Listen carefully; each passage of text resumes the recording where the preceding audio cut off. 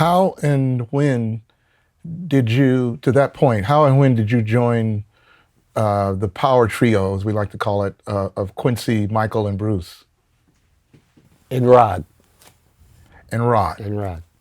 You can call it Big Five, Yeah. and then I'm the fifth member, like being the fifth Beatle.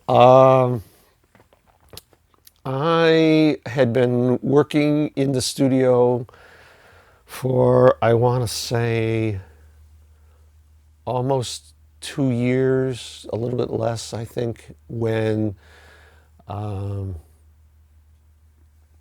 Bruce and Quincy as a team had done a series of albums at other studios, and they came into Westlake and started working there. And they did the Dude album and Patty Austin album. And then I came in, the guy who later became a really well-known, famous, exceptionally talented guy, who was the staff engineer who worked with Bruce and Quincy, was Ed Cherney. Yeah. Who went on to do just incredible work. I mean, absolutely great work. And one day he came up to me and he said, you know, Matt, I'm really wanting to get out of here and go independent.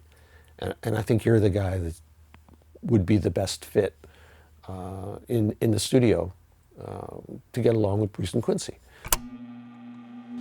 Michael Jackson's Thriller album. Stories in the Room. This is Michael Jackson's Thriller album, Stories in the Room. Join film composer Anthony Marinelli, who programmed synthesizers for 7 songs on Thriller, and A&R veteran film producer Stephen Ray, who assisted Quincy Jones and was in the studio every day with Quincy and Michael. Michael Jackson's Thriller album, Stories in the Room. I didn't have the most seniority because I'd only been there, like I said, maybe between a year and a half and 2 years. But he sensed I had the right thing, whatever that nebulous thing is. And I came in on the end of the Patty Austin album when Bruce was doing single mixes. And it was just like I just slid in and I became part of the team.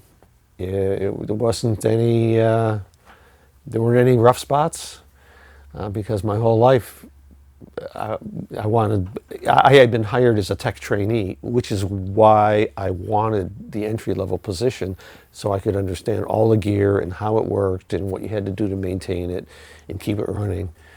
So that was part of my education, and I knew this is the transition that I want to make to actually being in the control room working on the music. And the opportunity to work with those guys, Quincy, Bruce, and Rod were just what a powerhouse trio of creating great music. It's often been referred to by some of the other interviewees that we've spoken to as graduate school. Oh yeah, for all of us. In fact, there's one guy in particular, Tom Baylor, who he says, "Yeah, I got my doctorate at the University of Quincy Jones." Yes, yeah. I mean, because he worked with Quincy that long. Yeah, it was like graduate school plus, because studying Quincy's life and the arc, which is something that I've read up on. The arc of his life was such that if you want to have a role model, you couldn't ask for more. Because when Quincy was 12, he had the revelation, this is what I'm going to do. I'm going to pursue music. And prior to that, he had been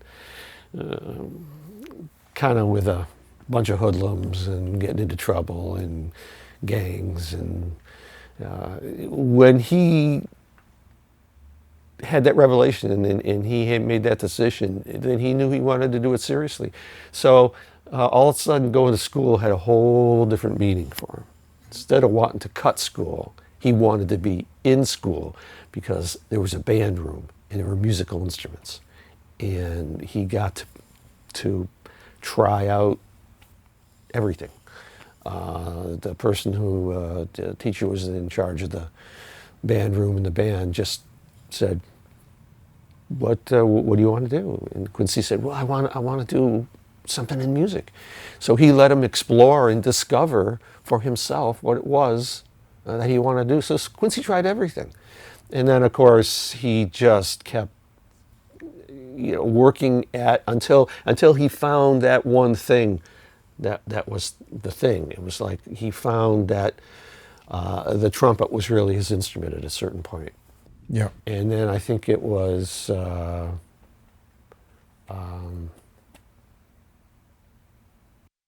meeting Ray Charles was a huge change. Yeah, when Quincy was 14, Ray was 16, and they met and they became real good friends. And then they'd hang out at the stage door, at the nightclub door, and the musicians would come out and they'd ask questions, and they'd, just trying to talk to the guys, because these guys were doing it, and this is where they wanted to be. They wanted to be doing it. What did he bring to you? What did you learn from Quincy, or 500 More things?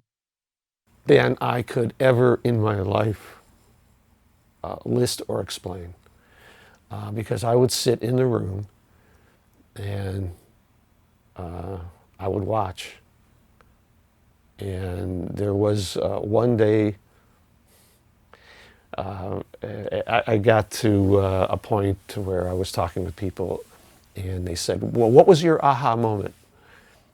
And like many things in my life, I hadn't had that question posed to me. So what do you mean, aha moment? They go, well, that moment when you realized, oh wow, this is who you are or what you want to do. I said, oh, that day. I said, that day happened on April 14th, 1982. And I went to work. I had been working with Quincy and Bruce, and we had done a number of albums up to that point. And it was a tracking date, so I got there a little early to set up the studio for tracking. And the musicians were loading in, cartridge was in, and I'm doing what I'm doing. Bruce is getting the console organized, and I'm miking up all the instruments, getting all the mics set in the studio. And I'm doing my gig. I mean, number one is, my focus is, I got to cover this gig, and I got to do the best I can do, because I'm working with these dudes. This isn't some little jingle date, or it's not some indie band. This is like the real serious, heavy duty stuff. And the band is in, and the session starts, and it's the band is starting to run down the song, and Bruce, in his unique way, pushed the talk back button and said, "Come on in and let's see if that recorded." Bruce was really good at interjecting a little bit of humor to lighten it up. And so the band comes in to listen, and I'm on the right side of the studio, which is where all the technical gear is and the tape machines.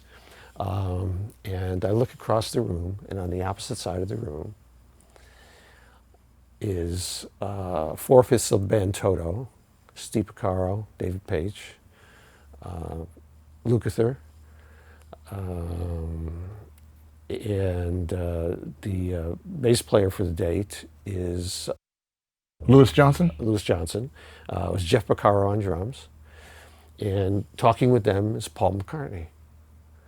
And sitting at the producer's console, which was at the opposite end of the console, is Quincy Jones. On the front side of the console is Michael Jackson. Standing behind Quincy Jones is George Martin. Bruce is at the center of the console, the mixing position. Standing behind Bruce Wedine is Jeff Emmerich, who recorded most of the Beatles records. And there was a bunch of other celebrities that were sitting in the chairs in the back of the studio. Rod was on the other side of the room too. And I looked at that room and I said, my prayers have been answered, and the heavens are looking down and smiling on me, because this is the one place in the world that I have to be to figure out what it is I want to figure out in life. Join us for the next episode of Michael Jackson's Thriller album, Stories in the Room, with your hosts Anthony Marinelli and Stephen Ray. Watch our extended interviews on youtube.com/@StoriesInTheRoom. Audio-only interviews are available on all podcast networks. Follow us on Facebook, Instagram, and TikTok @StoriesInTheRoom. For the latest news and links, visit the website, storiesintheroom.com. This podcast is produced by Christian D. Bruun and David Wolf, recorded by Audivita Studios. Additional recording by Ben Rackless. Edited by Jay Spang and Sean Hedinger. Music by Anthony Marinelli and Stephen Ray. Michael Jackson's Thriller album. Stories in the